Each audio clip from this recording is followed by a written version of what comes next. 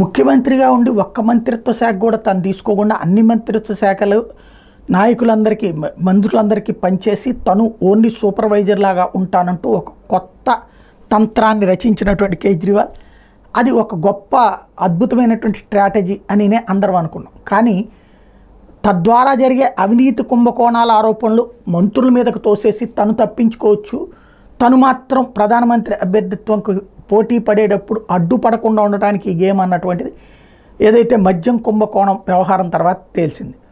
అయితే ఆ కేజ్రీవాల్ అరెస్ట్ అవ్వడం ఆయన ఊహించలేదు.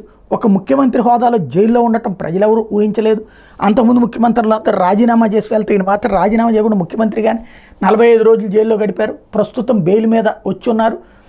ఆ కేజ్రీవాల్ మీద ఇప్పుడు సరికొత్తదైనటువంటి సంచలనాత్మకమైనటువంటి ఆరోపణ ఏంటంటే ఆమ్ ఆద్మీ ఎంపీ స్వాతి మలివాల్ తాజాగా ఆరోపణ చేసింది. ఆవిడ ఏకంగా ఢిల్లీ పోలీసులకి SOS కాల్, అంటే నెంబర్ కొట్టి వదిలేస్తే వెంటనే పరిగెత్తుకుంటూ వచ్చేటటువంటి కాల్ ఏదైతే ఉందో దానికి చేసింది. ఎందుకంటే కేజ్రీవాల్ తనని ఇంటికి పిలిపించి కేజ్రీవాల్ పక్కనున్న మనుషులతో తనని కొట్టించారని, కొడుతున్నారంటూ ఆవిడ SOS కాల్ కొట్టేటప్పుడు పోలీసులు పరిగెత్తుకెళ్ళి ఆమెను కాపాడారు.